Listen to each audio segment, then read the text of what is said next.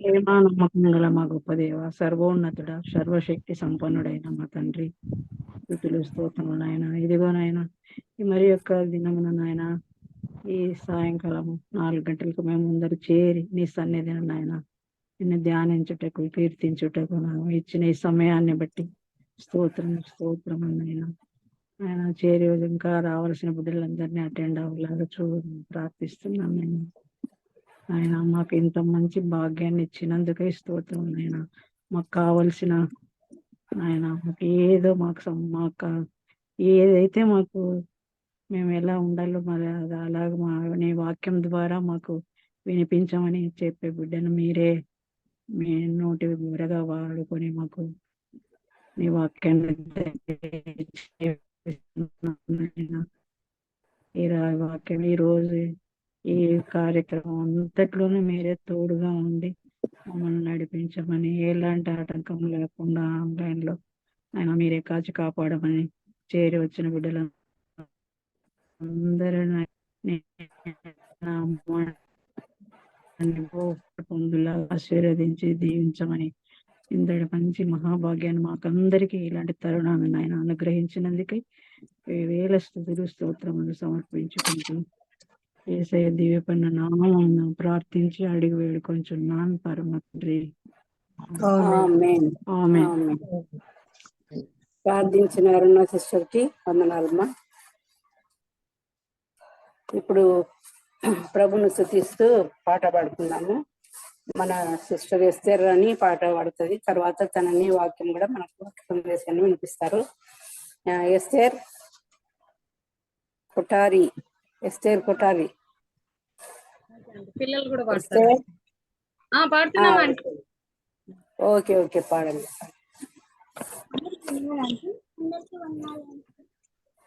వందనాలమ్మా. సమృద్ధిగా నీ సాక్షిగా కొనసాగమని ప్రేమించవే నన్ను ప్రాణంగా, నీ కోసమే నన్ను బ్రతకమని దారులలో ఎడారులలో సెలయేరువై ప్రవహించుమయా, చీకటిలో అగ్ని స్తంభమైన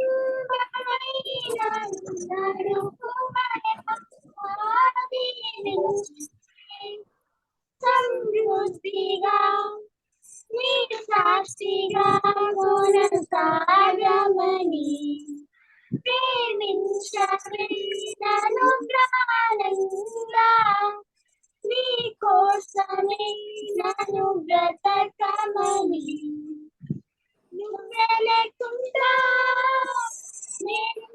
నేను యేసయ్యా, నీ ప్రేమే లేకుండా జీవించలేను నేనయ్యా.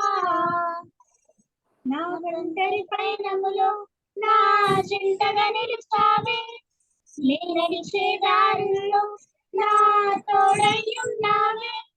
నా ఒంటరి పయనములో నా జంటగా నిలిచావే, నే నడిచే దారుల్లో నా తోడై ఉన్నావే. ఊహలలో నా ఊసులలో నా ధ్యాసవాసవైనావే, శుద్ధతలో పరిశుద్ధతలో నేను కోరి నన్నిల సాగమని దీవించవే. సమృద్ధిగా సాక్షిగా కొనసాగమని దీవించవే నన్ను ప్రాణంగా, నీ కోసమే నన్ను బ్రతకమని కొరతే లేదయ్యా నీ జాలి నాపై యేసయ్యా, కొరతే లేదయ్యా సమృద్ధి జీవం నీవయ్యా. నా కన్నీరంతా తుడిచావే కన్న తల్లిలా, నా కొదువంతా తీర్చావే కన్న తండ్రిలా, నా కన్నీరంతా తుడిచావే కన్న తల్లిలా, నా కొదువంతా తీర్చావే కన్న తండ్రిలా. ఆశ్రయలో నిరాశ్రయలో నేనున్నా నీకని అన్నావే, పోరులలో పోరాటములో నా పక్షముగాని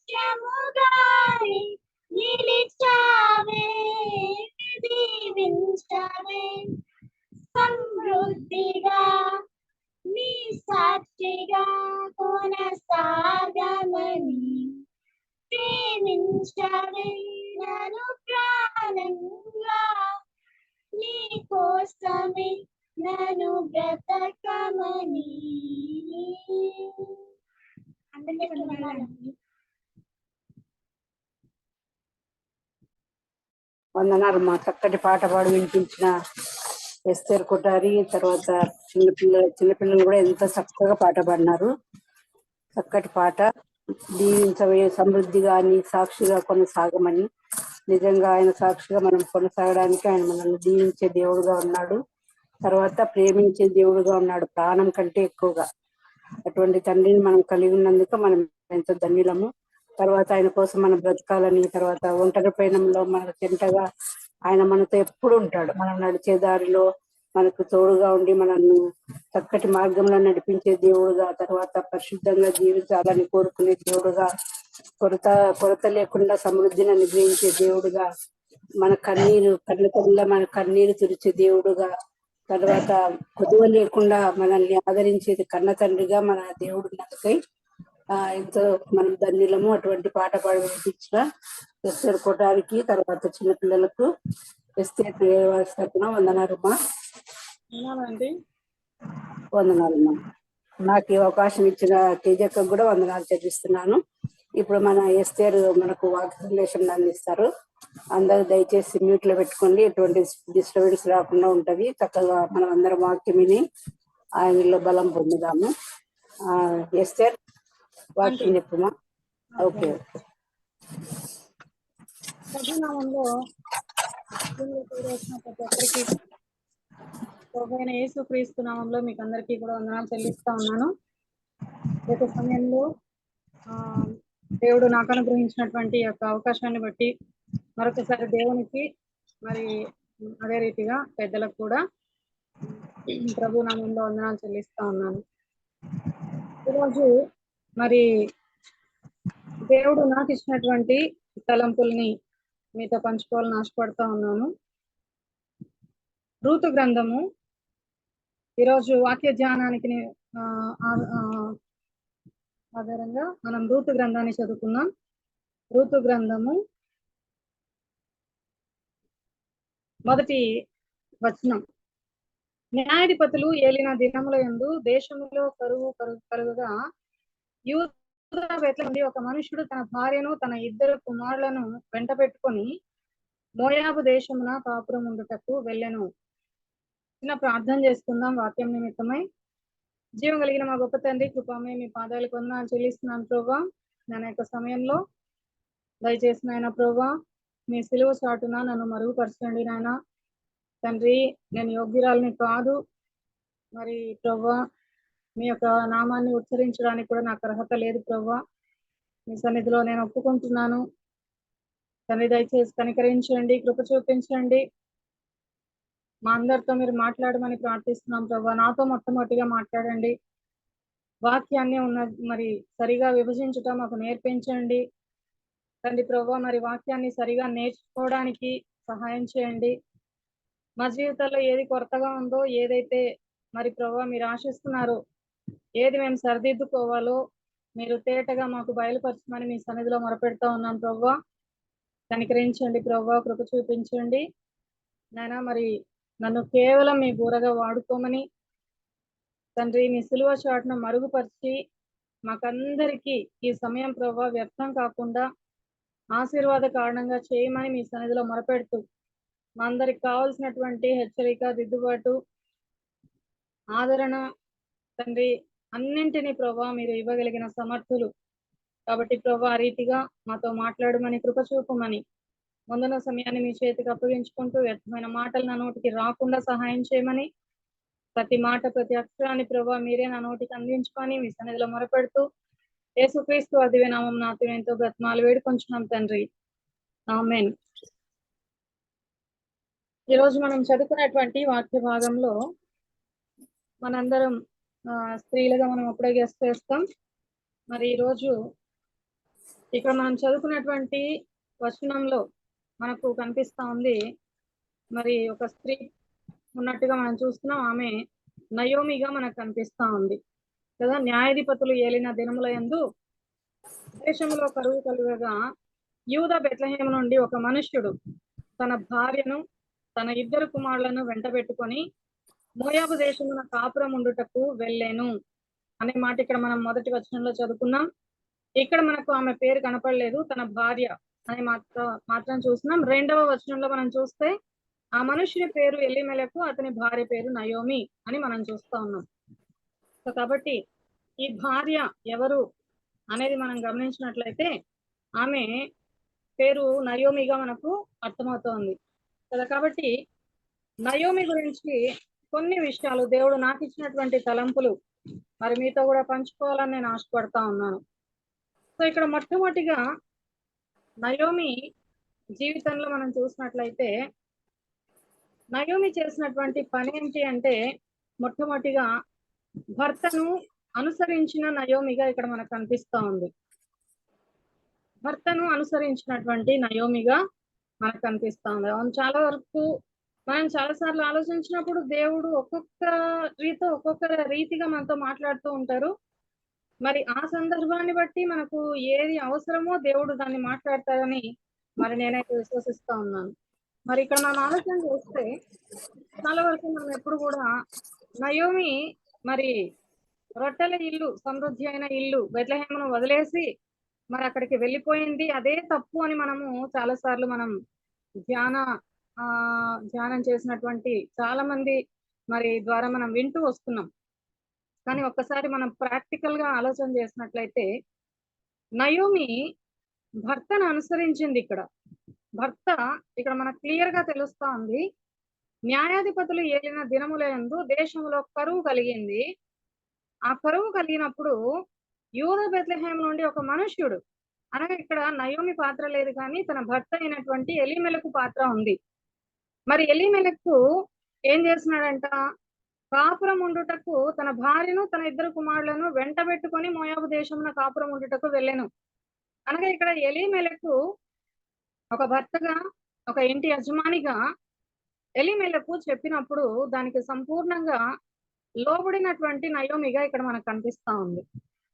చాలా సార్లు మనము నిజమే అనుకుంటాం, కొన్నిసార్లు ప్రాక్టికల్ గా చాలా కుటుంబాలలో కూడా మనం చూస్తూ ఉంటాం.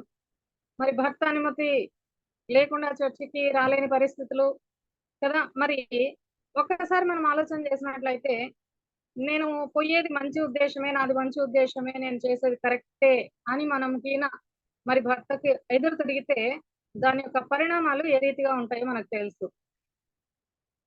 అయితే అదే విధంగా నేను అనుకుంటున్నాను, మరి నయోమి కరువు వచ్చింది బెత్లెహేంలో, ఎలీమెలకు ఈ కరువులో మనం ఇక్కడ ఉండడం కష్టం, మనకి 2 పిల్లలు ఉన్నారు కాబట్టి వాళ్ళని తీసుకొని మనము మోయాబు వెళ్దాము అని మరి ఎలీమెలకు చెప్పినప్పుడు మరి తన భర్త యొక్క మాటను ఆమె మరి అంగీకరించి తన భర్తను అనుసరించినట్లుగా తన భర్తకు విధేయత చూపిన వ్యక్తిగా మనకు కనిపిస్తా ఉంది. అయితే మరి వాక్యం మనకి ఏం చెప్తుందో కూడా మనం ఒకసారి చూద్దాం. ఎఫెసీ పత్రిక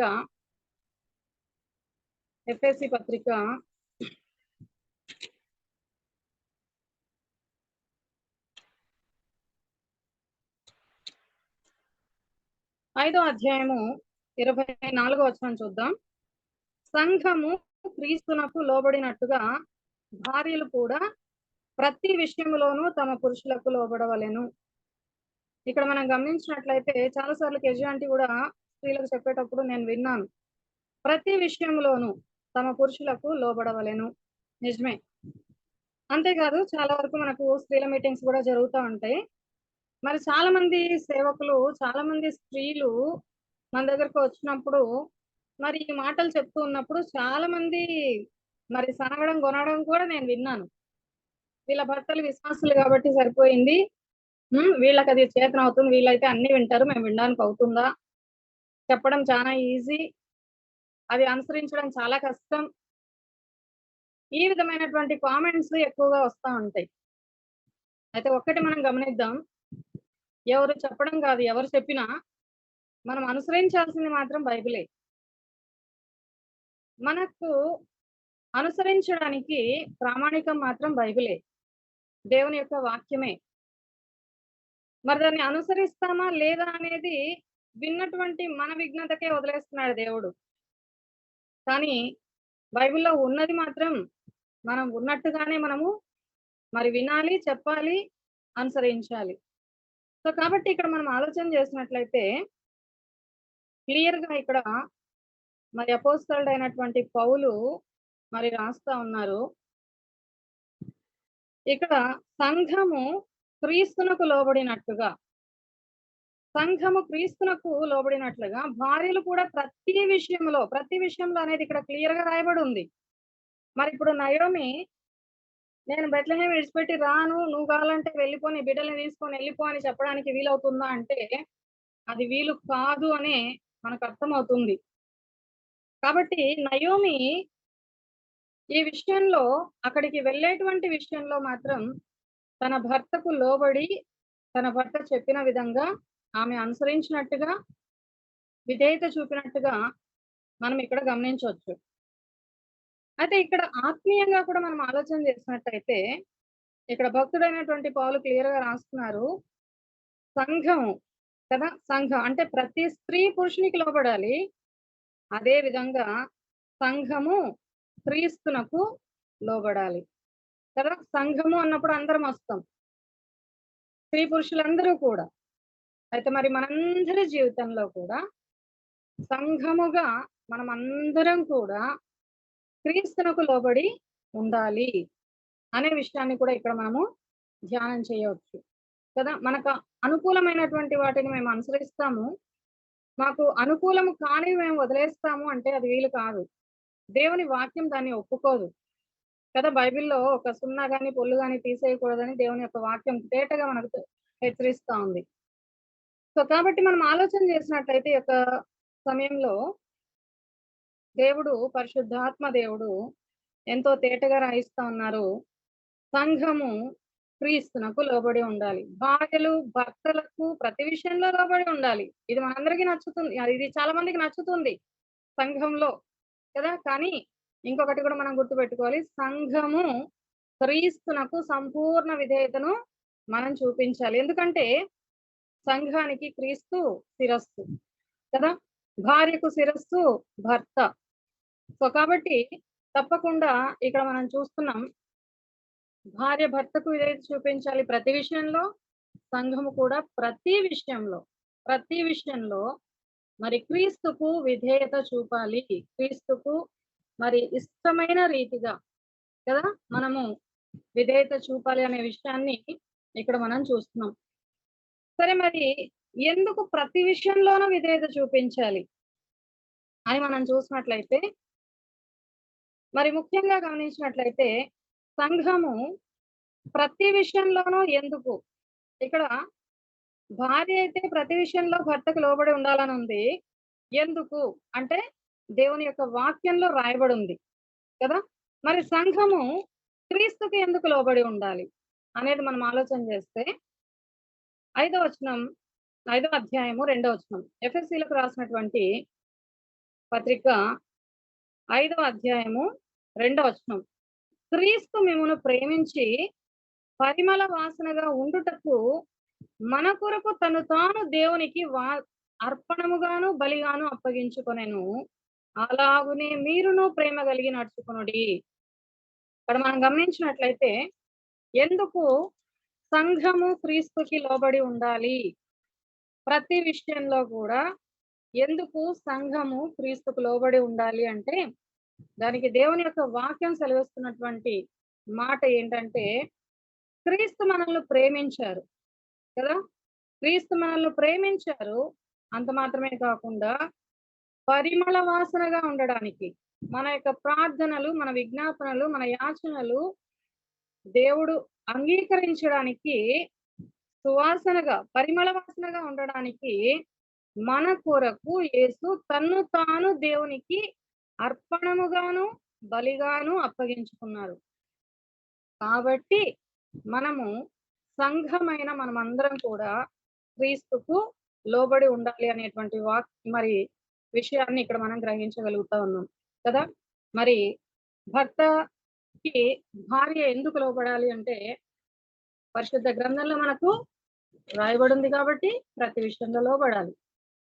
మరి సంఘముగా మనం క్రీస్తుకి ఎందుకు లోబడి ఉండాలి అంటే, మరి యేసు క్రీస్తు తను తాను అర్పణముగా అప్పగించుకున్నారు, బలిగా అర్పించుకున్నారు.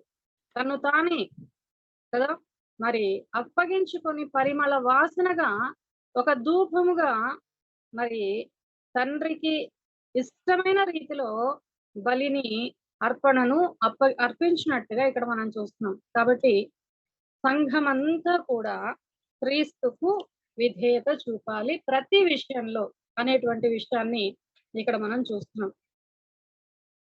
సో ఇక్కడ నయోమి మొట్టమొదటిగా మనం చూస్తే ఆ పని చేసింది. తన భర్తను అనుసరించింది ప్రతి విషయంలో, అన్నింటిలో కూడా భర్త చెప్పినటువంటి దానికి మరి లోబడి ఉండవలసి ఉంది. కాబట్టి ఆమె మరి లోబడినట్టుగా మనం చూస్తా ఉన్నాం. రెండవదిగా మనం చూసినట్లయితే నయోమి జీవితంలో రెండవది, నయోమి అనే మాటకు అనే పేరుకు అర్థాన్ని మనం చూసినట్లయితే, మరి ఇక్కడ ఇదే రూతు గ్రంథంలో 1వ అధ్యాయము 20-21 వచనాలు మనం చదువుకుందాం. ఆమె సర్వశక్తుడు నాకు చాలా దుఃఖము కలగజేసిన గనుక నన్ను నయోమి అనక మారానుడి. నయోమి అనే దానికి కింద ఫుట్నోట్లో మనం చూస్తున్నాం మధురము కదా. నయోమి అనే పేరుకు అర్థం ఏంటి అంటే మధురము కదా. మధురమైనటువంటి నయోమి కదా. అంటే చాలా వరకు మరి తల్లిదండ్రులు కొంతమంది ఫ్యాషన్ గా ఉన్నటువంటి పేర్లను ఎంచుకొని పెట్టేవాళ్ళు ఉంటారు. కానీ ముఖ్యంగా క్రైస్తవ విశ్వాసులైనటువంటి వారు తమ బిడ్డలకు పేర్లు పెట్టేటప్పుడు నా బిడ్డ కూడా ఈ విధంగా జీవించాలి, వారిలాగా ఎదగాలి, వారిలాగా క్రీస్తులో ఎదగాలి అని చెప్పి మరి పేర్లు పెట్టడాన్ని మనం గమనిస్తూ ఉంటాం. అయితే మరి నయోమి కూడా మరి తన పేరు మధురం కదా. అయితే ఈ మధురమైనటువంటి ఈ నయోమి తనేం చెప్తా ఉంది, నన్ను మధురము అని పిలవకండి కదా, నన్ను మధురం అని పిలవకండి, ఎందుకంటే సర్వశక్తుడు నాకు చాలా దుఃఖం కలుగజేశాడు గనుక నన్ను నయోమి అనక మారానుడి. మారా అంటే చేదు కదా. అంటే తన జీవితాన్ని తన పేరుతో ఆమె పోల్చుకుంటా ఉంది కదా. అయితే మరి మన జీవితంలో మన పేరుకు తగిన జీవితాన్ని మనం జీవిస్తున్నామా లేదా అనేటువంటిది మనల్ని మనం కూడా పరీక్షించుకోవాల్సినటువంటి అవసరత ఎంతైనా ఉంది కదా. మరి మరి నా పేరు ఎస్తేర్ అన్నప్పుడు మరి నేను ఎస్తేర్ జీవితం నాలో ఉందా లేదా? ఎస్తేర్ అనగానే మనకు 3 రోజులు ఉపవాస ప్రార్థన గుర్తొస్తుంది. మరి కాబట్టి అది ఒక నా మటుకు నాకు అదొక ఎంకరేజింగ్ గా ఉంటుంది కదా. అంటే నేను కూడా మరి ఉపవాసం ఉండి ప్రార్థన చేయాలి, తన జనాంగాన్ని కాపాడుకుంది. సో కాబట్టి నేను కూడా నా సొంత జనాంగాన్ని నేను కాపాడుకోవాలి, నేను ప్రార్థన చేయాలి, నేను మరి దేవునికి సమీపంగా జీవించాలి. ఇటువంటి ఆలోచనలు నా పేరును బట్టి నాకు వస్తాయి. మరి అదే రీతిగా మన అందరి జీవితాల్లో కూడా మరి మనకు పెట్టబడినటువంటి పేర్లు దేవుని యొక్క అనుమతి లేకుండా ఏది జరగదు కదా. మరి కాబట్టి మన పేర్లు ఏమైతే ఉన్నాయో మరి ఆ పేరుకు తగిన జీవితం మనలో ఉందో లేదో కూడా మనల్ని మనం పరీక్షించుకోవాలి. మరి నయోమి అంటా ఉంది, తను తాను ఎంతగానో పరీక్షించుకుంది. అందుకే నయోమి అంటా ఉంది, నా పేరు మధురము అని అంటున్నారు కానీ నా పేరు మధురం కాదు, నా యొక్క జీవితం ఆ పేరుకు ఏమాత్రం సరిపోవడం లేదు, నన్ను మారా అని పిలవండి, ఎందుకంటే నా జీవితం చాలా చేదుగా ఉంది. నా యొక్క జ్ఞాపకాలన్నీ చేదు జ్ఞాపకాలే. నేను మరి నా జీవితంలో మరి తీయనైనటువంటి మధురమైనటువంటి జ్ఞాపకాలు నాకేమీ లేవు అన్నట్టుగా నయోమి అక్కడ ఉన్నటువంటి బెత్లెహేము పురవాసులతో ఆమె చెప్తున్నట్టుగా మనం చూస్తా ఉన్నాం కదా. తర్వాత ఇది రెండవదిగా మనం చూస్తున్నాం. మూడవదిగా మనం ఆలోచన చేసినట్లయితే ఈమె ఏం చెప్తుందంటే ఈ నయోమి ఏ విధంగా వెళ్ళింది, ఏ విధంగా వచ్చింది. చూడండి 21వ వచనం, మొదటి అధ్యాయం 21వ వచనం. నేను సమృద్ధి గల దాననై వెళ్ళితిని, యెహోవా నన్ను రిక్తురాలినిగా తిరిగి రాజేసెను కదా. సమృద్ధి గల దానిగా వెళ్ళినటువంటి నయోమి రిక్తురాలిగా వచ్చినటువంటి నయోమిగా మూడవదిగా మనము ఆలోచన చేయవచ్చు. సమృద్ధిగా వెళ్ళింది, నిజమే, సమృద్ధిగా వెళ్ళింది. ఒకప్పుడు బెత్లెహేములో చాలా సమృద్ధి ఉండింది.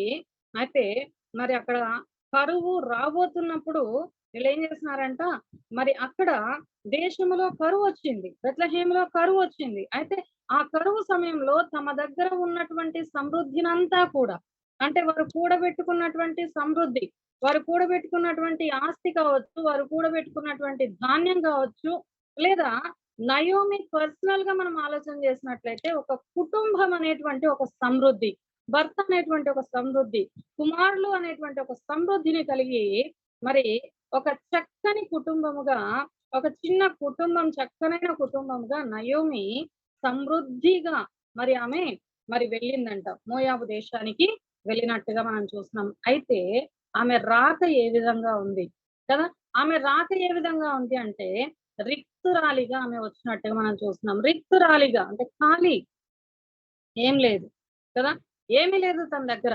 ఆ రీతిగా నయోమి వచ్చినట్టుగా మనం చూస్తున్నాం.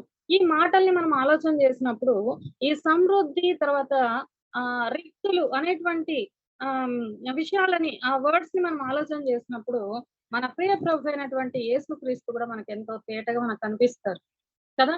ఆయన ధనవంతుడై ఉండి కదా, ఆయన ధనవంతుడై ఉండి మనలను ధనవంతులుగా చేయడానికి ఆయన దరిద్రుడాయను కదా. ఎంతగా దరిద్రుడయ్యాడంటే తను తాను రిక్తునిగా చేసుకొనేను అనేటువంటి మాట మనం ఇక్కడ గమనిస్తా ఉన్నాం కదా. నయోమి జీవితంలో శారీరకమైనటువంటి సమృద్ధితో వెళ్ళింది, శారీరకంగా కుటుంబ పరంగా, లోకపరంగా ఆమె రిక్తురాలిగా తిరిగి వచ్చినట్టుగా మనం చూస్తున్నాం. అయితే మన ప్రియ ప్రభు అయినటువంటి యేసుక్రీస్తు ఆయన కోటాను కోట్ల చేత, దూతల చేత ఆయన పొగడబడుతున్నటువంటి ఆ యొక్క ఘనతను, ఆ మహిమను, ఆ యొక్క ప్రభావాన్ని, సమస్తాన్ని ఆయన వదులుకొని రిక్తునిగా ఈ లోకానికి నీ కోసం, నా కోసం వచ్చినట్టుగా మనం ఆలోచన చేయవచ్చు కదా. ఎంత దేవుడు మనల్ని ప్రేమించారో, యేసుక్రీస్తు మనల్ని ఎంతగా ప్రేమిస్తున్నారో, దేవుడు తన ప్రణాళికలో మనల్ని ఏర్పాటు చేసుకొని మనలను హెచ్చించడానికి, మనల్ని ధనవంతులుగా చేయడానికి, మనలను తన పిల్లలుగా చేసుకోవడానికి ఏ రీతిగా దేవుడు తను ఆ యొక్క ఆ పేదరికాన్ని లేదా ఆ సమృద్ధిని అంతటిని, ఆ పరలోక వైభవాన్ని అంతటిని కూడా వదిలేసి ఆయన ఈ పాప భూయిష్టమైనటువంటి లోకానికి రిక్తునిగా ఎలాగో వచ్చారు అనేటువంటి విషయాన్ని మనందరికీ తెలుసు. కాబట్టి ఆ దేవుని పట్ల మనం ఎంత కృతజ్ఞత కలిగి మనం జీవించాలి కదా. ఇక్కడ నయోమి ఏమంటా ఉందంటే నేను సమృద్ధి గల దానిగా నేను వెళ్ళాను, నేను రిక్తురాలిగా తిరిగి నేను వచ్చినానని తను చెప్తున్నట్టుగా మనం చూస్తున్నాం. ఆత్మీయంగా కూడా మనం ఆలోచన చేసినట్లయితే మన ప్రభు అయినటువంటి యేసుక్రీస్తు తాను ఆ వైభవాన్ని, సమృద్ధిని వదిలి రిక్తునిగా ఈ లోకానికి వచ్చారు కదా.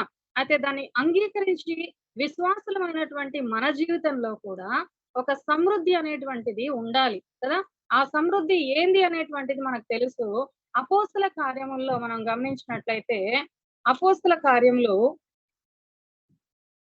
2వ అధ్యాయము 42వ వచనం కదా. వీరు అపోస్తలుల బోధయందు, సహవాసమందు, రొట్టె విరుచుటయందు, ప్రార్థన చేయుటయందును ఎడతెగక ఉండిరి కదా. ఇక్కడ ఇది సమృద్ధి కదా. ఒక విశ్వాస జీవితంలో ఉండవలసినవి. బాప్తిస్మము పొందినటువంటి ప్రతి ఒక్కరి జీవితంలో ఉండవలసినది మనం ఆలోచన చేసినట్లయితే, అపోస్తలుల బోధ యందు మనం ఉండాలి, సహవాసం మనకు ఉండాలి, రొట్టె విరుచుట ఉండాలి, ప్రార్థన చేయుట యందు ఎడతెగక అటువంటి అనుభవాలు సమృద్ధి, ఆత్మీయ సమృద్ధిని కలిగినటువంటి అనుభవాలుగా మనం చూస్తా ఉన్నాం కదా. ఈ సమృద్ధి మరి నయోమి జీవితంలో ఉందా అని మనం ఆలోచన చేస్తే, ఆ సమృద్ధిని, ఆత్మీయ సమృద్ధిని కూడా ఆమె కోల్పోయింది కదా. శారీరక సమృద్ధితో ఆమె వెళ్ళింది, శారీరక సమృద్ధితో అక్కడికి వెళ్ళింది. మరి ఆత్మీయ సమృద్ధి కూడా ఒకవేళ ఉందో లేదో మనకు తేటగా తెలియదు కానీ కదా. అంటే నయోమి పర్సనల్ లైఫ్ గురించి మనం ఆలోచన చేసినప్పుడు, ఒకవేళ ఆమె ప్రార్థనా పరురాలేమో మనకు తెలియదు కదా. అయితే మరి భర్త చెప్పాడు కాబట్టి వెళ్ళింది లోబడి. అయితే అక్కడికి వెళ్ళిన తర్వాత మరి తన జీవితంలో ప్రార్థన ఉందో లేదో మనకు తెలియదు కదా. అక్కడ దేవాలయానికి వెళ్ళేటువంటి పరిస్థితి లేదు కదా. అక్కడ మరి మరి దేవుని యొక్క ఆలయం, దేవుని యొక్క మందిరం అనేటువంటి పరిస్థితి అక్కడ లేదు కదా. కాబట్టి ఆత్మీయ సమృద్ధి అక్కడ లేదు. మోయాబు దేశంలో ఆత్మీయ సమృద్ధి నయోమికి లేదు కదా. మరి కేవలం శారీరకంగా లోకానుసారమైనటువంటి సమృద్ధిని అంతటిని తీసుకొని అక్కడికి వెళ్ళింది, కానీ ఆత్మీయ సమృద్ధి అక్కడ లేదు. అందుకేమో బహుశా ఏం జరిగింది, ఆమె రిక్తురాలిగా కదా, శారీరకంగా అన్ని కోల్పోయింది, ఆత్మీయంగా కూడా ఆమె చాలా దిగజారిన స్థితిలో, నిరుత్సాహంతో, నిరాశతో ఉన్నటువంటి స్థితిలో మరి ఆమె ఉన్నట్టుగా మనం చూస్తా ఉన్నాం కదా. మరి మనం గమనించినట్లయితే ఆమె ఎన్ని మాటలు అంటా ఉందో దేవుణ్ణి కదా. యెహోవా సర్వశక్తుడు నాకు దుఃఖం కలుగజేసిన అంటా ఉంది కదా. తర్వాత యెహోవా నన్ను రిక్తురాలినిగా చేసెను అని అంటా ఉంది కదా. తర్వాత యెహోవా నా మీద విరుద్ధ సాక్ష్యం పలికెను అని చెప్తా ఉంది.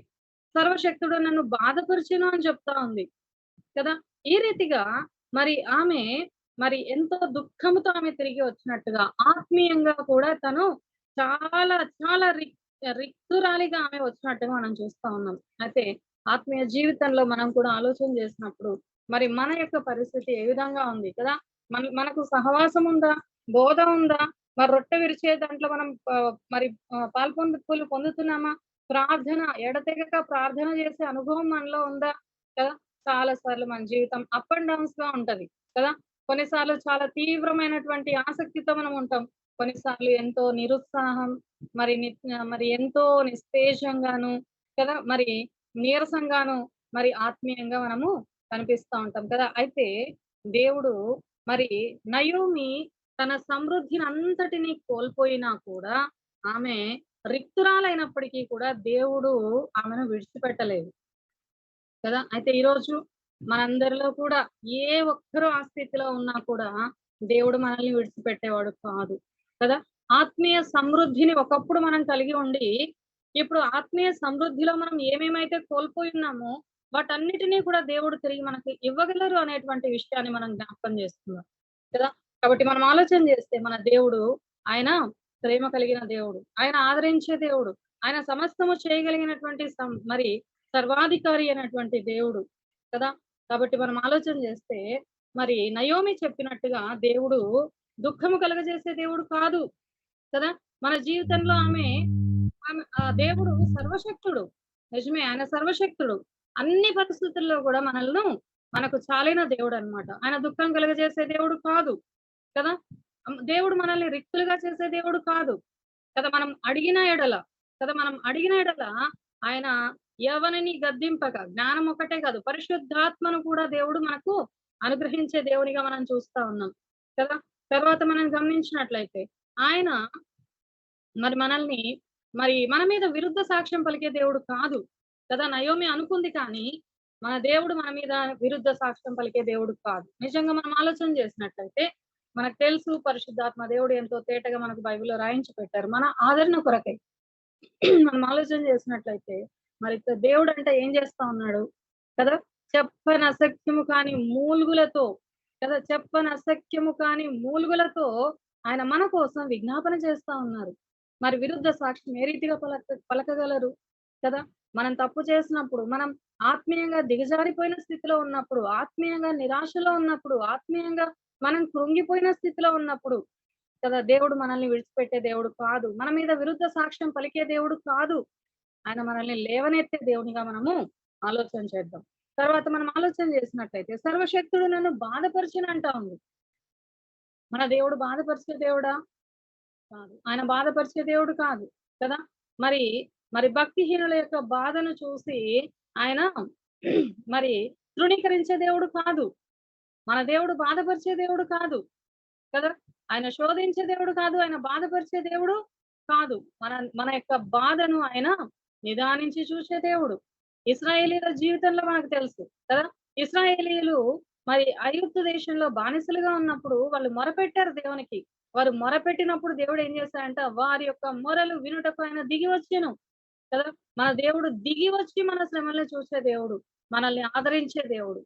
అయితే మన పరిస్థితుల వైపు మనం చూసినప్పుడు చాలా సార్లు మానవులుగా మనం కృంగిపోతాం, నలిగిపోతాం, నిరాశ చెందుతాం, ఎంతో నీరసంగా అయిపోతాం, నిస్తేజంగా అయిపోతాం. కానీ కదా మనం దేవుని వైపు చూసినప్పుడు దేవుడు మనల్ని బలపరిచే దేవుడు, దేవుడు మనల్ని బాధ పెట్టే దేవుడు కాదు అనే విషయాన్ని మనం ఇక్కడ నేర్చుకుందాం. ఇది మరి మనం గమనించినట్లయితే దేవుడు ఈ రీతిగా మనకు మరి సమృద్ధిని దేవుడు దయచేస్తా ఉన్నాడు కదా. ఆ సమృద్ధిని మరి కోల్పోకుండా ఉండడం అనేటువంటిది అది మన యొక్క ఆధీనంలో కూడా ఉంది. మనం కూడా ప్రయత్నం చేయాలి, ప్రభువా నీ సమృద్ధిని నాకు దయచేయి, నీ వాక్య సమృద్ధిని నాకు దయచేయి, నేను ప్రార్థనలో సమృద్ధిగా నేను ఉండాలి ప్రభువా కదా. నేను రొట్టె విరుచుటలో ఆ సమృద్ధి నాకు దయచేయండి ప్రభువా, సహవాసంలో సమృద్ధి నాకు కావాలి కదా. ఈ రీతిగా మరి మనం కూడా మరి సమృద్ధి, ఆత్మీయ సమృద్ధిని పొందుకోవాలని మనం చూస్తున్నాం. తర్వాత మనం ఆలోచన చేసినట్లయితే మరి ఈమె నయోమి మొట్టమొదటిగా భర్తను అనుసరించింది, అంటే చక్కగా భర్తకు లోబడింది. ఆమె పేరు మధురంగా ఉంది, కానీ తన జీవితం అంతా మరి చేదుగా మారిపోయినట్టుగా మనం చూస్తున్నాం. ఆమె సమృద్ధిగా వెళ్ళింది, రిక్తురాలిగా వచ్చినట్టుగా మనం చూస్తున్నాం. 4వదిగా మనం చూసినట్లయితే ఆమె రిక్తురాలు అని ఎందుకు ఆమె చెప్పుకుంటా ఉంది అనేది మనం చూసినట్లయితే మరి ఇదే రూతు గ్రంథం 1వ అధ్యాయంలో మనం గమనించినట్లయితే 5వ వచనం చూడండి. వారు ఇంచుమించు 10 సంవత్సరములు అక్కడ నివసించిన తరువాత మహ్లోను కిల్యోనను ఇద్దరును చనిపోయిరి. 3వ వచనంలో మనం చూస్తే నయోమి పెనిమిటి అయిన ఎలీమెలకు చనిపోయిన తర్వాత కదా, ఎలీమెలకు చనిపోయాడు. ఎలీమెలకు చనిపోయిన తర్వాత మరి నయోమి అక్కడ మరి భర్త లేడు కాబట్టి ఒకవేళ నయోమి మరి ఆలోచన చేసి తన కుమారులను మరి మరి అంటే మరి కనుక్కొని మరి తను తిరిగి రొట్టెల ఇంటికి రావచ్చు. ఒకవేళ రాకపోయినా కూడా మరి ఇక్కడ మరి నయోమి చేయాల్సింది ఏంటంటే తన బిడ్డల యొక్క మరి ప్రవర్తనను ఆమె జాగ్రత్తగా కనిపెట్టవలసిన బాధ్యత ఆమె మీద ఉంది. అయితే ఈ విషయంలో నయోమి ఓడిపోయినట్టుగా మనం చూస్తున్నాం కదా. ఒక ఐగుప్తు దేశానికి చెందినటువంటి హాగరు జీవము లేనటువంటి మరి దేవతలను పూజించేటువంటి హాగరే మరి నా కుమారుడైన ఇష్మాయిలుకు ఐగుప్తు నుండి ఒకతన్ని తెస్తానని చెప్పేసి ఆమె వెళ్ళినప్పుడు మరి రొట్టెల ఇంటి నుండి సమృద్ధి గల మరి ఊరి నుండి వెళ్ళినటువంటి ఈ నయోమి తన కుమారులకు ఎందుకని మరి మొయాబీయులను పెళ్లి చేసుకోవడంలో ఆమె అంగీకరించింది? ఎందుకు దాన్ని మరి ఆమె తిరస్కరించలేదో మనకు తెలియదు. ఒకవేళ ఆమె తిరస్కరించి వాళ్ళు అంగీకరించలేదో అది కూడా మనకు తేటగా తెలియదు. కానీ ఏదేమైనా కూడా కుమారులను పెంచే విషయంలో కదా, కుమారుల యొక్క వివాహ విషయంలో మరి ఒక తల్లిగా మరి చక్కగా గైడ్ చేయడానికి కానీ లేదా వాళ్ళ యొక్క వివాహాలు జరిపించే విషయంలో కానీ మరి నయోమి ఇక్కడ ఓడిపోయినట్లుగా మనం చూస్తా ఉన్నాం కదా. అయితే మనం గమనించినట్లయితే ఇప్పుడు ఆమె పరిస్థితి ఏ విధంగా ఉంది అంటే భర్తను కోల్పోయింది, అదే సమయంలో ఇద్దరు కుమారులను కూడా కోల్పోయింది. మరి వాళ్ళ కుటుంబంలో వారి యొక్క కుటుంబంలో శారీరకంగా సమృద్ధిగా వెళ్ళారు అక్కడికి. బహుశా ఆ సమృద్ధి వాళ్ళని పాడు చేసిందో ఏమో మనకు తెలియదు కదా. మరి కుమారులు మాట వినని స్థితికి వెళ్ళిపోయారేమో మనకు తెలియదు. అయితే నయోమి వాళ్ళకు నేర్పి ఉండాల్సింది, నాయన మనం వివాహం చేసుకోవాల్సింది వీళ్ళను కాదు, మోయాబు స్త్రీలను మనం చేసుకోకూడదు. మన పితరులు ఉన్నారు కదా, మన ఊరు బెత్లెహేము, మనం అక్కడికి వెళ్ళాలి, మన వారినే మనము మరి వివాహం చేసుకోవాలి అనే విషయాన్ని నేర్పించడంలో నయోమి ఓడిపోయినట్టుగా మనం చూస్తా ఉన్నాం కదా. అయితే మనం ఆలోచన చేసినట్లయితే ఆమె ఈ కారణంగా మరి భర్తను కోల్పోయింది, ఇద్దరు కుమారులను కూడా కోల్పోయింది. అంటే కుటుంబం మొత్తాన్ని కోల్పోయింది. కుటుంబంలో ఆమె ఒక్కతే మిగిలిపోయింది కదా.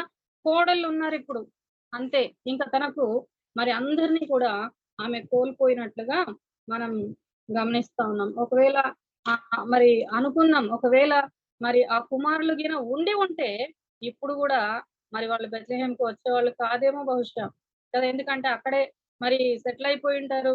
మరి అక్కడే మరి స్థిరపడిపోయి అక్కడే వాళ్ళు అలవాటు పడిపోయి అన్న కారణం చేత ఒకవేళ వచ్చేవాళ్ళు కాదేమో. కానీ దేవుని యొక్క ప్రణాళిక మన ప్రణాళికలకు చాలా మరి వ్యతిరేకంగా ఉంటది కదా. మన జీవితంలో మనం ఊహించినవన్నీ కూడా మన జీవితంలో జరగవు. కానీ ముఖ్యంగా ఎవరైతే దేవుని చిత్తానికి అప్పగించుకుంటామో మన ఊహకు అందని రీతిగా మన జీవితాన్ని మలుపులు తిప్పుతూ దేవుడు మనల్ని నడిపిస్తారు కదా. కాబట్టి ఇక్కడ దేవుని యొక్క ప్రణాళిక నయోమి పట్ల ఏదో ఉంది మరి. కాబట్టి మరి అక్కడ మరి ఆమె తన యొక్క కుమారులను కోల్పోయినట్టుగా ఇక్కడ మనం చూస్తున్నాం అన్నమాట కదా. అయితే మరి యెషయా గ్రంథంలో మనం చూసినట్లయితే యెషయా గ్రంథం 54వ అధ్యాయంలో ఒక మాట చూసుకుందాం. యెషయా గ్రంథం 54వ అధ్యాయము 1వ వచనం. గొడ్రాల పిల్లలు కననిదాన జయగీతం ఎత్తుము, ప్రసవ వేదన పడనిదాన జయకీర్తన ఎత్తి ఆనందపడుము కదా. ఇక్కడ మనం చూసినట్లయితే మరి ఎటువంటి పిల్లలు, ఎటువంటి అంటే గొడ్రాలు ఎందుకు సంతోషించాలి? పిల్లలు లేరని సంతోషించాలా? కాదు కదా. అయితే ఇక్కడ మరి మహ్లోను కిల్యోను లాగా మోయాబు స్త్రీలనే మరి పెళ్లిళ్ళు చేసుకుంటూ, మోయాబు అనగా లోకాన్ని అనుసరిస్తున్నటువంటి పిల్లలు, అటువంటి పిల్లలు ఉన్నా ఒకటే లేకున్నా ఒకటే అనేది మనకి ఇక్కడ అర్థమవుతా ఉంది కదా. పిల్లల్ని కనడం వేరు, పిల్లల్ని పెంచడం వేరు కదా. పిల్లల్ని పెంచే విషయంలో చాలా బాధ్యత ఉంది తల్లికి. ఒక సమాజం బాగుపడాలంటే ఫస్ట్ మొట్టమొదటిగా అది అమ్మాయి కావచ్చు, అబ్బాయి కావచ్చు, కుటుంబంలోనే ఫస్ట్ మరి వాళ్ళ క్రమశిక్షణ రావాలి. నిజంగా మరి నా మట్టుకు నేను కూడా కదా, మేము అన్నదమ్ములం అక్కచెల్లెళ్ళం 6 మంది ఉంటే మరి మా పిల్లలందరూ కూడా మా పిల్లలుగానే ప్రతి ఒక్కరం ఫీల్ అవుతాం. వాళ్ళు ఏ ఒక్కరు ఏ తప్పు చేయకూడదని దేవుని దగ్గర పోజాడుతా ఉంటాం కదా. కాబట్టి పిల్లలు మరి అటువంటి పిల్లలు అవసరం లేదు. చాలా మంది తల్లిదండ్రులు ఆ రీతిగా ప్రార్థించే తల్లిదండ్రులు కూడా ఉన్నారు. ప్రభా వీళ్ళు మాకొద్దు, వీళ్ళని చంపి అని ప్రార్థన చేసే వాళ్ళు కూడా ఉన్నారు కదా. అటువంటి కుమారులు లేకపోవడం మంచిదనేది ఈ వాక్యంలో మనం చూస్తున్నాం అన్నమాట కదా. తర్వాత మనం గమనించినట్లయితే ఇక్కడ తర్వాత మనం గమనించినట్లయితే మరి ఇక్కడ ఈమె కుమారులు భర్త ఇద్దరు కూడా లేనిదిగా ఆమె అయిపోయినట్టుగా మనం చూస్తున్నాం. కానీ ఆత్మీయంగా మనం ఆలోచన చేసినప్పుడు మరి దేవుడు ఆ రీతిగా వదిలిపెడతాడా? శారీరకంగా ఆమె భర్తను కోల్పోయింది, పిల్లల్ని కోల్పోయింది కదా. అయితే దేవుడు ఆమెను వదిలిపెట్టేస్తారా అని మనం ఆలోచన చేస్తే ఇదే 54వ అధ్యాయం యెషయా గ్రంథంలో మనం చూసినట్లయితే 4వ వచనం చివరి లైన్ లో చూడండి. నీ వైధవ్యపు నిందను ఇక మీదట జ్ఞాపకం చేసుకొనవు, నిన్ను సృష్టించిన వాడు నీకు భర్త అయి ఉన్నాడు కదా. అమ్మ నువ్వేం భయపడాల్సిన అవసరం లేదు కదా. నీ భర్త ఒకవేళ మరణించినా కదా, నేనే నీకు భర్తగా ఉంటాను, నీకు కావాల్సినవన్నీ కూడా నేను తీరుస్తాను అని దేవుడు అక్కడ ఆదరిస్తున్నట్టుగా మనం చూడగలుగుతా ఉన్నాం అన్నమాట కదా. అంత మాత్రమే కాదు, మరి మనం గమనించినట్లయితే 5వ తర్వాత మరి 7వ వచనంలో కూడా చూడండి. నిమిషం మాత్రము నేను విసర్జించి తిని గొప్ప వాత్సల్యముతో నిన్ను సమకూర్చేదను కదా. ఎంత మంచి వాగ్దానాలు చూడండి కదా. మరి మనం గమనించినట్లయితే నిమిషం మాత్రమే నేను నిన్ను విసర్జించేది, నేను కొంతకాలం మాత్రమే. చాలా సార్లు మన జీవితాల్లో ఒక ప్రశ్న కదా, ఎంతకాలం ప్రభువా ఈ శ్రమలు, ఎంతకాలం ఎంతకాలం ఎంతకాలం కదా. ఇదే ప్రశ్న మనల్ని వేధిస్తూ ఉంటుంది. కానీ దేవుడు అంటున్నాడు కదా, నిమిషం మాత్రము నేను నిన్ను విసర్జించేది, కొంతకాలమేనా, కొంతకాలమే బిడ్డ నిన్ను నేను విసర్జించింది, కానీ గొప్ప వాత్సల్యముతో నేను నిన్ను సమకూరుస్తాను కదా. గొప్ప వాత్సల్యం నాది, చిన్న కొంచెం కాదు కదా. గొప్ప వాత్సల్యంతో నేను నిన్ను సమకూరుస్తానని చెప్పినట్టుగా మరి మనం చూస్తా ఉన్నాం. కాబట్టి మన దేవుడు విడిచిపెట్టే దేవుడు కాదు కదా. మరి ఎవ్వరు లేకపోయినా కూడా మరి నయోమి జీవితంలో భర్తను కోల్పోయింది, కుమారులనిద్దరిని కోల్పోయింది. ఆమెలో ఎంత వేదన, ఎంత బాధ కదా. మరి తన జీవితం ఇంకా ఎందుకు నా జీవితం అన్నట్టుగా ఉంది. కానీ మన దేవుడు విడిచిపెట్టేవాడు కాదు. మన పరిస్థితులు ఏవైనా సరే కదా, మనము ఇంకా ఎంతకాలం ఈ శ్రమలు, ఎంతకాలం ఈ జీవితం అని మనం ఎంతగా అనుకున్నా, ఎంతగా మనం బాధపడినా దేవుడు అంటున్నాడు నిమిషం మాత్రమే కదా, నిమిషం మాత్రమే నేను నిన్ను విసర్జించాను, కానీ గొప్ప వాత్సల్యముతో నేను నిన్ను సమకూరుస్తాను అని దేవుడు ఒక వాగ్దానాన్ని మనకు మరి చేసినట్టుగా మనం చూస్తున్నాం. తర్వాత మరి నయోమి జీవితంలో సరే ఆమె మరి రిక్తురాలిగా అయిపోయింది. ఎవ్వరూ లేని కుటుంబంలో ఒకే ఒకటిగా మిగిలిపోయింది. కోడళ్ళు వచ్చేసి మోయాబీయులు కదా. అయితే మరి తన పరిస్థితి ఆ విధంగా ఉన్నప్పుడు ఆమె ఏం చేసిందంటే చూడండి, మరి ఇదే రూతు గ్రంథంలోనే మనం చూసినట్లయితే 6వ వచనంలో, వారికి ఆహారం ఇచ్చుటకు యెహోవా తన జనులను దర్శించినని ఆమె మోయాబు దేశంలో వినెను గనుక మోయాబు దేశం విడిచి వెళ్ళుటకై ఆమెయు ఆమె కోడండ్రును ప్రయాణమైరి కదా. ఒక శుభవార్తను వినింది ఆమె. ఆమె కష్టకాలంలో మరి ఎంతకాలం మరి ఆమె అక్కడ ఉండిపోయిందో, మరి ఎంతకాలం తన భర్తను కోల్పోయింది, పిల్లల్ని కోల్పోయింది, ఎంత దుఃఖంలో, ఎంత వేదనలో, మరి ఒక పరాయి దేశస్థులైనటువంటి కోడళ్ళను కలిగి ఉండి మరి ఏ విధంగా ఆమె పరిస్థితి ఉందో మనకు తెలియదు. కానీ ఎంతో వేదనతో ఉన్నటువంటి ఈ నయోమి ఒక శుభవార్తను వినింది కదా. ఒక శుభవార్త ఆమె వినింది. ఏంటా శుభవార్త అంటే, యెహోవా ఏం చేశాడంట, తన జనులను దర్శించనని కదా. తన జనులను దర్శించాడంట దేవుడు. మరి అక్కడ ఆహారం ఇచ్చుటకు, వారికి ఆహారం ఇచ్చుటకు దేవుడు యెహోవా వారిని దర్శించాడు అన్నటువంటి మాట ఎప్పుడైతే ఆమె వినిందో ఆమె ఏమనుకుందంట, వెంటనే నేను మోయాబు దేశంలో ఇంకా ఉండను కదా, నేను ఉండను, నేను సమృద్ధి గలదానిగా వచ్చాను, రిక్తురాలను అయిపోయాను, కానీ నేను మళ్ళీ తిరిగి నా సమృద్ధిలోనికి నేను వెళ్ళిపోతాను. ఒక మంచి తీర్మానం ఆమె తీసుకున్నట్టుగా ఇక్కడ మనం చూస్తా ఉన్నాం కదా. ఒక మంచి తీర్మానం తీసుకుంది, నేను వెళ్ళిపోతాను కదా. మరి కోడళ్ళు ఇద్దరు కూడా, మరి ముగ్గురు కూడా మరి ప్రయాణమైనట్లుగా మనం చూస్తున్నాం. ఒక మంచి శుభవార్త వినింది. అయితే మనందరి జీవితాల్లో కూడా ఆత్మీయంగా మనం ఆలోచన చేసినట్లయితే మనకు కూడా ఒక సువార్త ఉంది కదా. ఒక మంచి వార్త, ఒక సువార్త అనేటువంటిది మనకు ఉంది కదా. ఆ సువార్త మనకు ఎక్కడ దొరుకుతుంది కదా అనగా వాక్యాన్ని మనం చదివినప్పుడు మనకు దొరుకుతుంది. వినుట వలన విశ్వాసం కలుగును కదా. ఈ వాక్యమే దేవుడు కదా.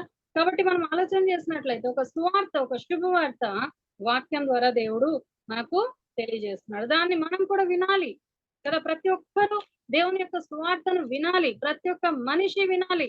అదే దేవుని యొక్క కోరిక కదా.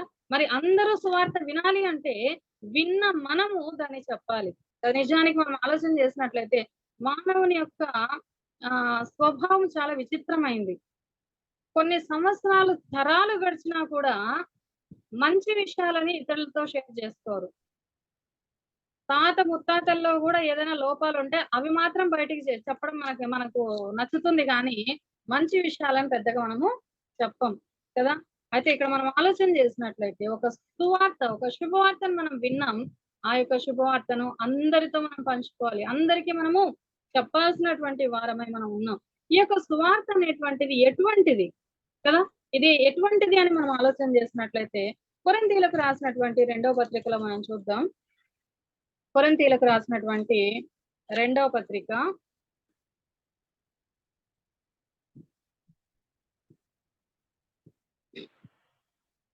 4వ అధ్యాయము 4వ వచనంలో మనం చూద్దాం. 4వ అధ్యాయము 4వ వచనం, దేవుని స్వరూపి అయిన క్రీస్తు మహిమను కనుపరచు సువార్త ప్రకాశం కదా.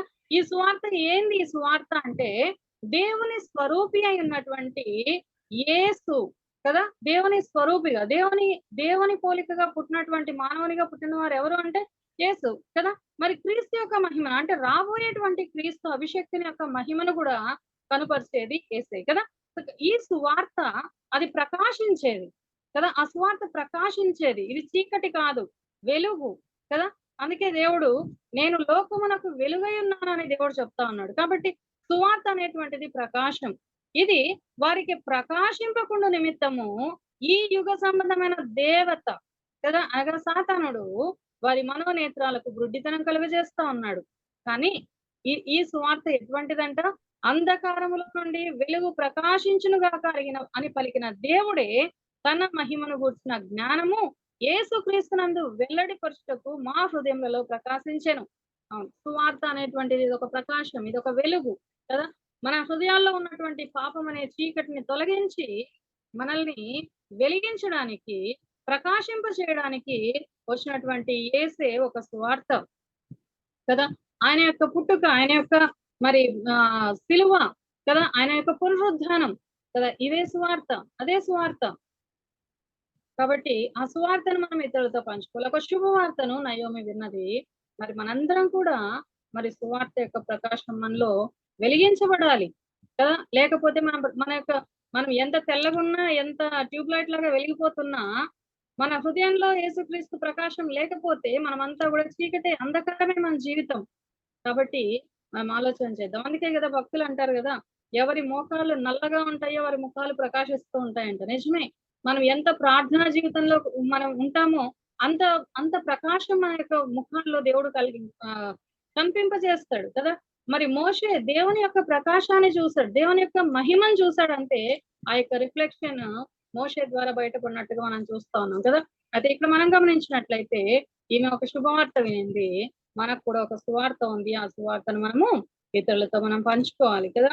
తర్వాత మనం గమనించినట్లయితే నయోమి జీవితంలో మరి 6వదిగా మనం చూసినట్లయితే ఈమె కుటుంబం పట్ల బాధ్యత నెరవేర్చని కానీ కోడళ్ళ పట్ల నెరవేర్చిన నయోమిగా మనకు కనిపిస్తుంది.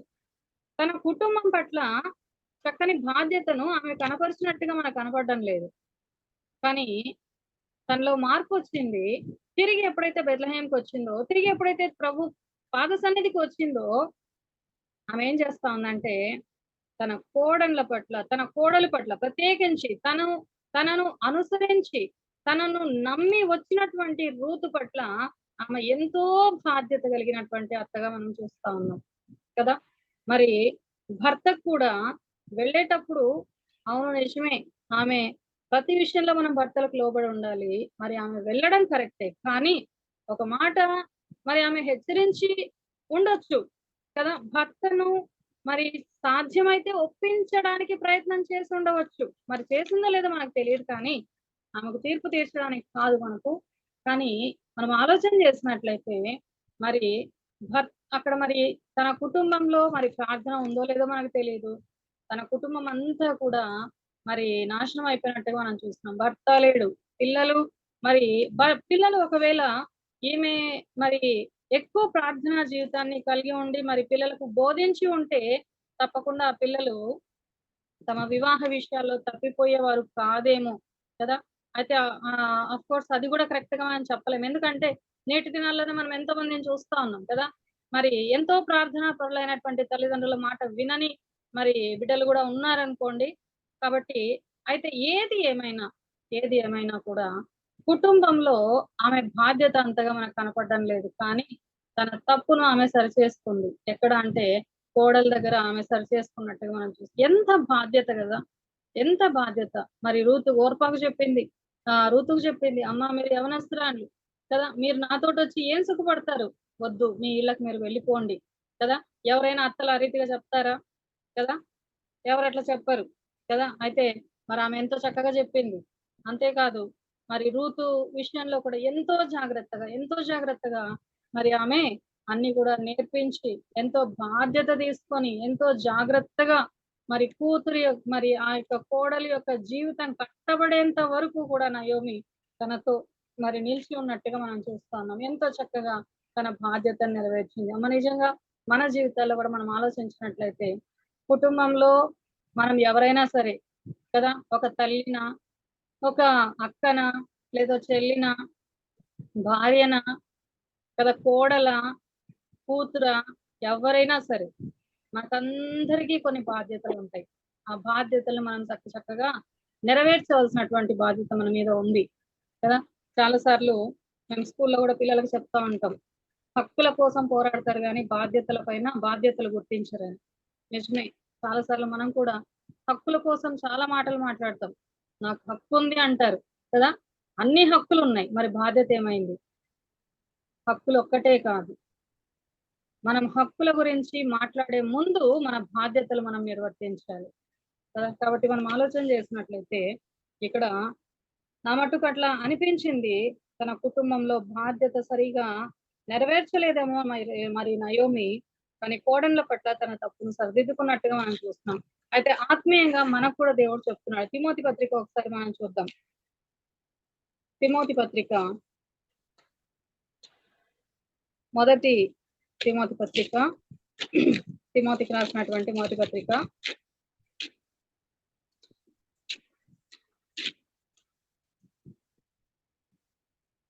5వ అధ్యాయము 1 నుండి 4 వరకు ఒక్కసారి మనం చూద్దాం. వృద్ధుని గద్దింపక తండ్రిగా భావించి అతని హెచ్చరించుము కదా. ఇది మనందరికీ వర్తిస్తుంది. అందరం కూడా వృద్ధులు ఉంటారు కదా, అది స్త్రీలు కావచ్చు, పురుషులు కావచ్చు. వారిని ఇక్కడ వృద్ధుని గద్దింపక అంటే పురుషునికి మాత్రమే ఉంది, కానీ మనం స్త్రీలు కూడా తీసుకోవచ్చు కదా. వారిని తల్లి తండ్రిగా మనం భావించాలి, వాళ్ళని గద్దించకూడదని చెప్తున్నారు కదా. అయితే వారిని హెచ్చరించాలి, అంతేగాని గద్దించకూడదని ఉంది కదా. అన్నదమ్ములని, యవనులను, తల్లులను, వృద్ధ స్త్రీలను, అక్క చెల్లెండ్రని పూర్ణ పవిత్రతతో యవన స్త్రీలను హెచ్చరించుము కదా. ఇది మనందరికీ బాధ్యత ఉంది, సంఘంలో ప్రత్యేకించి కదా. సంఘంలో ప్రతి ఒక్కరిని, మన కుటుంబంలో, మన సమాజంలో, మన ముఖ్యంగా మరి సంఘంలో మనం చూస్తే వీళ్ళందరినీ హెచ్చరించవలసినటువంటి బాధ్యత మన మీద ఉంది. నిజముగా అనాథలైన విధవరాండ్రను సన్మానింపుము. అయితే ఏ విధవరాలికైనా పిల్లలు గాని మనవలు గాని ఉండిన ఎడల వీరు మొదట తమ ఇంటి వారి ఎడల భక్తి కనపరచుటకు భక్తి కనపరచుటకును తమ తల్లిదండ్రులకు ప్రత్యుపకారం చేయుటకును నేర్చుకునవలెను. ఇది దేవుని దృష్టికి అనుకూలమై ఉన్నది కదా. ఒకవేళ విధవరాన్లు ఉన్నా కూడా ఏం చేయాలంట, తన కుటుంబానికి, తన ఇంటి వారికి మొట్టమొదటిగా మరి భక్తి కనపరచాలి అని ఇక్కడ మనం చూస్తా ఉన్నాం కదా. కాబట్టి మరి కుటుంబం పట్ల మన బాధ్యత ఉంది కదా. కుటుంబాన్ని ఫస్ట్ మొట్టమొదటిగా మన ప్రిఫరెన్స్ కుటుంబానికే, ఆ తర్వాతనే సమాజం కదా. మనం ఈ కుటుంబాన్ని చక్కదిద్దుకోకుండా సమాజాన్ని ఉద్ధరిస్తామంటే దానిలో అర్థమే లేదు కదా. ఇక్కడ తిమోతికి మరి పౌలు ఎంతో చక్కగా రాస్తా ఉన్నాడు అనమాట. తర్వాత 2వ తిమోతి పత్రికలో కూడా మనం చూసినట్లయితే 3వ అధ్యాయము 16వ వచనం మనం చూద్దాం. దైవజనుడు సన్నద్ధుడై ప్రతి సత్కార్యమునకు పూర్ణముగా సిద్ధపడి ఉండునట్లు దైవావేశం వలన కలిగిన ప్రతి లేఖనము ఉపదేశించుటకును, ఖండించుటకును, తప్పుదిద్దుటకును, నీతి అందు శిక్ష వేయుటకును ప్రయోజనకరమై ఉన్నది. దైవజనుడు కూడా ఏం చేయాలంట కదా, మరి ఉపదేశించాలి, ఖండించాలి, తప్పుదిద్దాలి, నీతి అందు శిక్ష కూడా చేయాలి. ఇదంతా కూడా ప్రయోజనకరమని మరి తిమోతికి చెప్తున్నట్టుగా మనం చూస్తున్నాం. కాబట్టి ఇది మన బాధ్యత కదా, కుటుంబాన్ని సరి చేసుకోవడం కదా. సండే స్కూల్ టీచర్ గా కూడా నేను కూడా అనుకుంటాను, నా సండే స్కూల్ పిల్లల పట్ల కూడా నాదొక బాధ్యత. ఆత్మీయ తల్లిగా అఫ్ కోర్స్ నేను శారీరకంగా వాళ్ళని కనకపోవచ్చు, కానీ వాళ్ళు నా పిల్లలు ఆత్మీయంగా. సో ఆత్మీయ విషయాల్లో వాళ్ళు తప్పు చేసినప్పుడు తప్పకుండా నేను గద్దించాలి, వాళ్ళని సరిచేయాలి. అది ప్రయోజనకరమైంది కదా. కాబట్టి ఈ విధమైనటువంటి బాధ్యతలు దేవుడు మనకు ఇచ్చి ఉన్నాడు అనమాట. కాబట్టి అయితే మరి నయోమి కుటుంబ విషయంలో ఓడిపోయినప్పటికీ మరి కోడల విషయంలో ఎంతో చక్కగా ఆమె మరి నెరవేర్చినట్టుగా మనం చూస్తున్నాం. అందుకే నయోమి జీవితంలో చివరిగా మనం ఆలోచన చేసినట్లయితే ఆమెకు దేవుడు ఎంత చక్కని బహుమానాలు ఇచ్చినారో మనం చూద్దాం. మరి చివరిగా ఋతు గ్రంథం 4వ అధ్యాయము 14వ వచనం చూడండి.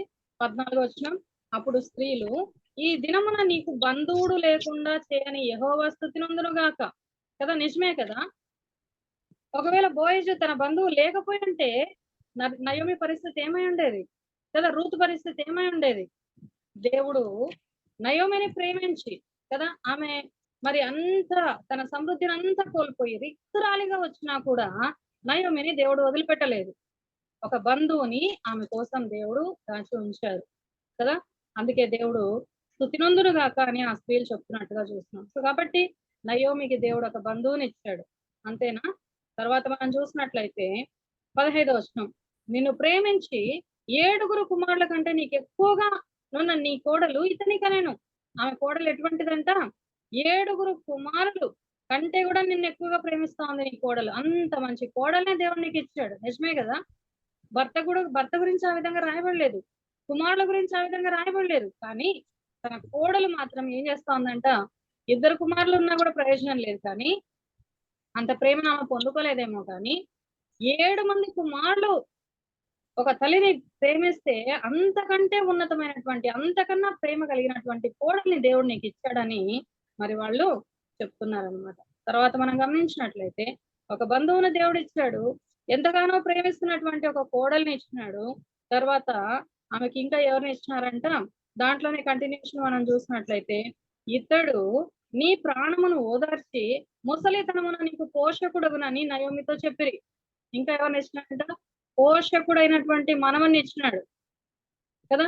మనం చూసుకున్నాం, మరి నయోమి భర్తను కోల్పోయింది, 2 కుమారులను కోల్పోయింది. కానీ దేవుడు ఏం చేశాడు, ఒక బంధువుని ఇచ్చినాడు. అంతకన్నా ఎక్కువగా ఒక బంధువుని ఇచ్చినాడు. తన భర్త మరి ఏదైతే కోల్పోయాడో, ఏదైతే మరి సమృద్ధిని అంతటిని కోల్పోయిందో దాన్ని సంపాదించడానికి ఒక బంధువుని ఇచ్చినాడు. ఆమెను ప్రేమించే 2 కుమారులు పోయినప్పటికీ 7 మంది కుమారుల కంటే ఎక్కువగా ప్రేమించేటువంటి మరి రూతును కోడలుగా ఇచ్చినాడు. అంత మాత్రమే కాదు, నిన్ను పోషించడానికి కదా, నిన్ను పోషించడానికి. అరే నేను ముసలిదాన్ని అయిపోతే నన్నెవరు పోషిస్తారా అని నువ్వు దిగులు పడాల్సిన అవసరం లేదు. అందుకే దేవుడు ఒక పోషకుని నీకు ఇచ్చాడని చెప్పి ఓబేదను పేరును పెట్టినట్టుగా మనం చూస్తా ఉన్నాం. నిజమే కదా.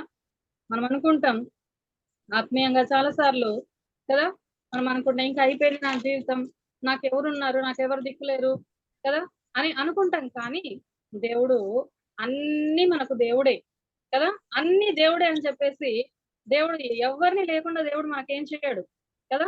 మనకు కావాల్సినటువంటి ఏ సమయానికి ఎవరు మనకు అవసరమో వారిని దేవుడు తప్పకుండా మన కోసము దాచి ఉంటాడు, తప్పకుండా దేవుడు ఇస్తాడు కదా. ఒక్కసారి మనం ఒకటి చూసి మనం ముగించేస్తున్నాం. యెషయా గ్రంథంలోనే మనం చూసినట్లయితే, యెషయా గ్రంథం 54వ అధ్యాయంలో మరొకసారి మనం జ్ఞాపకం చేసుకుందాం. దేవుడు మరి మనకు ఎవరెవరు ఆయన అని మనం చూసినట్లయితే 54వ అధ్యాయం, యెషయా గ్రంథం 54వ అధ్యాయము 5వ వచనంలో మనం చూస్తే, నిన్ను సృష్టించిన వాడు నీకు భర్త అయి ఉన్నాడు కదా. ఒకవేళ భర్తను కోల్పోయారా, అయితే దేవుడు చెప్తున్నాడు, అమ్మా నీ భర్త స్థానంలో నేను ఉంటాను, నువ్వేం దిగులు పడొద్దు అన్నాడు కదా. తర్వాత మనం ఆలోచన చేసినట్లయితే యోహాను సువార్త 1వ అధ్యాయంలో మనం చూసినట్లయితే, యోహాను సువార్త 1వ అధ్యాయము 12వ వచనంలో మనం చూసినట్లయితే, తను ఎందరు అంగీకరించిన వారికి అందరికీ, అనగా తన నామమునందు విశ్వాసం ఉంచిన వారికి దేవుని పిల్లలగుటకు ఆయన అధికారం అనుగ్రహించాను. ఒకవేళ తల్లిదండ్రుల్ని మనం కోల్పోయినామా, దేవుడు ఏమంటున్నాడు తెలుసా, అమ్మా నీవే మరి నా పిల్లలు అగడానికి నీకు నేను అధికారాన్ని ఇస్తున్నాను. అధికారంతో కూడినటువంటి పిల్లలుగా మనం ఉండొచ్చు అంట కదా. జనరల్ గా ఎవరైనా దత్తత తీసుకుంటే ఏం చేస్తారు, వారి యొక్క మరి వారసత్వం అంతా కూడా వాళ్ళకి వస్తుంది. అదే రీతిగా దేవుడు ఏం చెప్తున్నాడు, నేను అధికారము కదా, అధికారం ఇస్తున్నాను, నా పిల్లలు అవ్వడానికి అధికారాన్ని ఇస్తున్నాడు. సో తల్లిదండ్రులు కోల్పోయినా మనం బాధపడాల్సిన అవసరం లేదు. దేవుడే మనకు తల్లిగా తండ్రిగా ఆయన ఉన్నట్టుగా మనము చూస్తున్నాం అన్నమాట. తర్వాత హెబ్రీ పత్రికలో మరొక మాట మనం చూస్తున్నాం. హెబ్రీలకు రాసినటువంటి పత్రిక 12వ అధ్యాయము 6వ వచనం చూడండి. ఆయన నిన్ను గద్దించినప్పుడు విసుగకుము, ప్రభువు తాను ప్రేమించిన వారిని శిక్షించి తాను స్వీకరించు ప్రతి కుమారుని దండించును అని కుమారులతో సంభాషించినట్లు మీతో సంభాషించు ఆయన హెచ్చరికను మరచేతురు కదా. కుమారులతో సంభాషించినట్లు దేవుడు మనల్ని మరి సంభాషిస్తున్నాడంట కదా.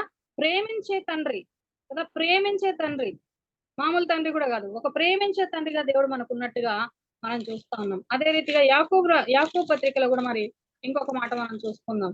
యాకోబు పత్రిక 2వ అధ్యాయము, యాకోబు పత్రిక 2వ అధ్యాయము 5వ వచనం చూద్దాం. నా ప్రియ సహోదరులారా ఆలకించుడి, ఈ లోక విషయంలో దరిద్రులైన వారిని విశ్వాసమందు భాగ్యవంతులుగా తను ప్రేమించు వారిని తను వాగ్దానం చేసిన రాజ్యమునకు వారసులుగా ఉండుటకు దేవుడు ఏర్పరచుకోలేదా. మనం దేవుని రాజ్యానికి వారసులం అంటాం, అంటే దేవుడుగా ఉంటున్నాడు మనకు కదా. మనందరి విషయంలో కూడా మనకు విశ్వాసమందు భాగ్యులుగా చేసేటువంటి ఒక గొప్ప దేవుడుగా మనకు దొరికినట్టుగా మనం చూస్తా ఉన్నాం. తర్వాత ఇదే యాకోబు రాసినటువంటి పత్రికలోనే 2వ అధ్యాయము 28వ వచనం మనం చూద్దాం. 28 మరియు దేవుని స్నేహితుడని అతనికి పేరు కలిగాను కదా. ఇక్కడ మనం చూసినట్లయితే అబ్రహాం గురించి దేవుడు మాట్లాడుతున్నాడు, అతడు నా స్నేహితుడు కదా. మరి అబ్రహాంకి ఏమైతే మనకు కూడా అదే కదా. సో మనకు ఒకవేళ ఈ లోకంలో స్నేహితులు లేరా? దేవుడు ఏమవుతాడంట, దేవుడు మనకు స్నేహితునిగా ఉంటాడంట కదా. చాలా వరకు మనం ఇంట్లో కూడా షేర్ చేసుకొని కూడా అంటే పియర్ గ్రూప్ తో ఎక్కువగా ఫ్రెండ్స్ తో షేర్ చేసుకుంటా ఉంటారు కదా. అయితే మనకి ఏ కష్టం వచ్చినా ఏ బాధ వచ్చినా మనం ఏం బాధపడాల్సిన అవసరం లేదు, అన్ని దేవునితో మనం షేర్ చేసుకోవచ్చు ఓపెన్ గా కదా. మరి మనుషులు ఒకవేళ మనల్ని అపార్థం చేసుకోవచ్చు, మనల్ని సరిగా అర్థం చేసుకోకపోవచ్చు, ఏంది వీళ్ళు ఇట్లనా అని మనల్ని అనుకోవచ్చు, కానీ మన దేవుడు ఏమనుకోడు. ఎందుకంటే మనం ఆలోచించక ముందే దేవునికి అన్ని తెలుసు కదా, మన పరిస్థితులన్నీ దేవునికి తెలుసు. ఒక మంచి స్నేహితునిగా దేవుడు మనకు ఉన్నట్టుగా మనం చూస్తాం అన్నమాట. అన్నిటికన్నా ఇంకా ముఖ్యంగా మనకు కావాల్సింది ఏంటంటే ఈ దినాల్లో అంట యేసుక్రీస్తు వచ్చే రోజుల్లో మనం ఉన్నాము కదా. ఆయన రాకడ కోసం మనం సిద్ధపడాలని ప్రతి ఒక్కరి ద్వారా మనం హెచ్చరింపబడుతున్నాం కదా. అయితే ఆయన ఏ విధంగా ఉన్నాడు అంటే మరి దేవుడు అంటున్నాడు యేసుక్రీస్తు వచ్చే సమయానికి విశ్వాసం ఉండే కనుగొనునా అంటున్నారు కదా. అయితే హెబ్రీలకు రాసినటువంటి పత్రిక 12వ అధ్యాయము 1వ వచనం చూద్దాం. ఇంత గొప్ప సాక్షి సమూహం మేఘం వలె మనల్ని ఆవరించి ఉన్నందున మనము కూడా ప్రతి భారమును సులువుగా చిక్కులబెట్టు పాపమును విడిచిపెట్టి విశ్వాసమునకు కర్తయు దాన్ని కొనసాగించువాడు ఆయన యేసు వైపు చూస్తూ. ఆయన ఎవరంట? విశ్వాసమునకు కర్త. ఎవరి విశ్వాసం? మన విశ్వాసం కదా. మన విశ్వాసానికి ఆయనే కర్త కాబట్టి ఎవరిని చూడాలి? ఆయన చూసుకుంటూ మనము బ్రతకొచ్చు కదా. కాబట్టి మన జీవితంలో ఏ ఏ ఏ వ్యక్తిని మనం కోల్పోయినా కదా, ఏ రిలేషన్ మనం కోల్పోయినా వాటన్నింటి అందరి స్థానాల్లో కూడా దేవుడు మనకు చాలిన వారే ఉన్నారు కదా. సో మనం ఆలోచన చేసినట్లయితే నయోమి జీవితంలో మనం చూస్తున్నాం, ఆమె భర్తను అనుసరించింది నిజమే, కానీ అక్కడ ఆమె జీవితం మారిపోయింది.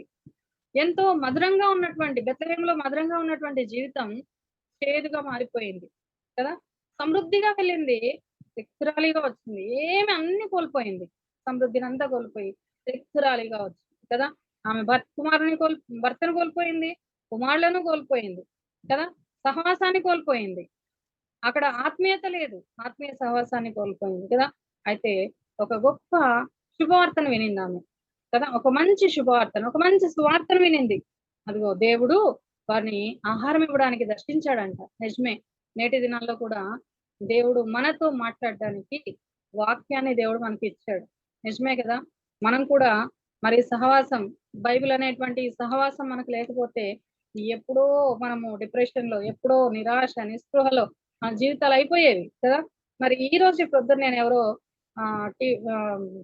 యూట్యూబ్ లో వింటున్నాను, వాక్యాన్ని వింటున్నప్పుడు ప్రతి 9 నిమిషాలకి ఒకరు సూసైడ్ చేసుకుంటున్నారు అని మరి లెక్కలు చెప్తున్నాయి అని విన్నాను. నిజంగా ఎంత ఘోరం కదా.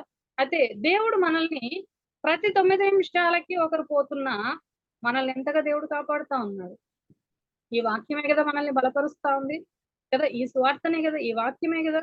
కాబట్టి మరి దేవుని యొక్క సన్నిధి మనకు ఎంతో అవసరం కదా. ఇది మనల్ని, ఆ సువార్త అనేది మనల్ని ప్రకాశింపజేసేది కదా. తర్వాత నయోమి కుటుంబం పట్ల బాధ్యత అంతగా నెరవేర్చినట్టుగా మనకు కనబడకపోయినా కోడల విషయంలో చాలా బాధ్యతగా ఉంది కదా.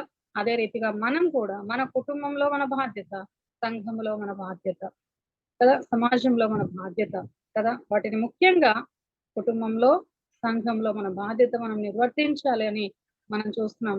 అయితే మరి ఏమైతే మరి నయోమి కోల్పోయిందో అంతకన్నా మించిన రీతిగా ఒక బంధువుని, ఒక 7 కుమారుల కంటే ప్రేమించేటువంటి కోడల్ని, మరి ఒక పోషకుణ్ణి కదా, ఇంకా తను మరణించేంత వరకు తనకు బాధ లేదు, దిగులు లేదు, నన్ను ఎవరు పోషిస్తారన్నటువంటి దిగులే లేదు కదా. ఆ విధంగా మరి నయోమిని దేవుడు ఆశీర్వదించినట్టుగా మనం చూస్తాం. అదే యేసుక్రీస్తు కూడా మనకు అన్ని తానే ఉన్నారు కదా, అన్ని తానే కదా. ఒక భర్తగా, ఒక తండ్రిగా, ఒక తల్లిగా, ఒక స్నేహితునిగా కదా, ఇంకా చెప్పుకుంటూ పోతే చాలా ఉన్నాయి కదా. మరి మనకు ముఖ్యంగా విశ్వాసానికి కర్తగా ఆయన ఉన్నట్టుగా మనం చూస్తున్నాం. కాబట్టి అంత గొప్ప దేవుణ్ణి మనం కలిగి ఉన్నందుకు మనం ఎంతగానో ధన్యులమని మనం దేవుని సన్నిధిలో ఒప్పుకొని తీరాల్సిందే. మరి అటువంటి దేవుణ్ణి మనం ఎంత స్తుతించినా ఆయన రుణాన్ని మనము తీర్చుకోలేము కదా. ఎంత స్తుతించినా తీర్చుకోలేము. మన జీవితాల్లో ఆయన నిమిషం మాత్రమే మనల్ని విసర్జించేవాడు, కానీ గొప్ప వాత్సల్యంతో మనల్ని సమకూర్చువారు అనేటువంటి విషయాన్ని మనం జ్ఞాపకం చేసుకొని దేవుని నిండు మనసుతో మనము స్తుతిద్దాం. అందరికీ వందనాలు. వందనాలమ్మా. వందనాలండి.